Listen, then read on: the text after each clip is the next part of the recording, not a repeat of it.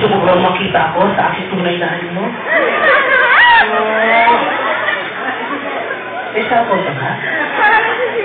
Gusto mo pa tayo lindo? Palagyan natin ng backlight? Ang patuloy.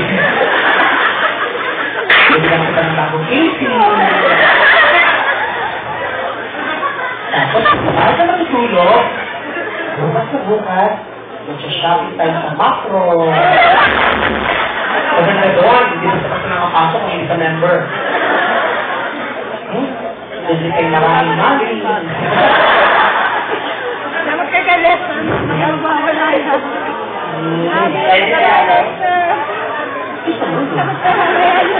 Sige, no, please. Alam ko na, kayo na lang. So, parang hindi masyado anti-climatic pag-kiss ka agad, kailangan may nangyayari. So, kapag kumakanta ka, so pag magaling ka naman kumanta, alam ko, nararamdaman ko, I could tell that. So, while you're singing, I'll just do my thing here. Kunyari, may MTV. Pero tutulungan mo ako mag-rap. Okay lang. So, habang kumakanta ka, parang visually, entertain, kumbaga. Habang kumakanta ka, lagyan natin ng MTV. Hindi, ayan, live video, ganyan. Nandito naman pa kung ganyan, ha? Kanta ka na ng kanta, ako na magagawa ko ng storya dito. Ganyan naman yung mga MTV, di ba? Kahit walang connection sa kanta, may mga babae naglalakad, hindi ko alam kung pupunta. Pero na libro-libruhan. Ito na lang. Ay, meron ba? Ayun. Diba? Yan ang kanyari ako. Kolihiyala. Pero ang bag, yung matag mo din. Okay lang. Ganun lang. Kasi mo gagalawin niya, nagbago na ako, no?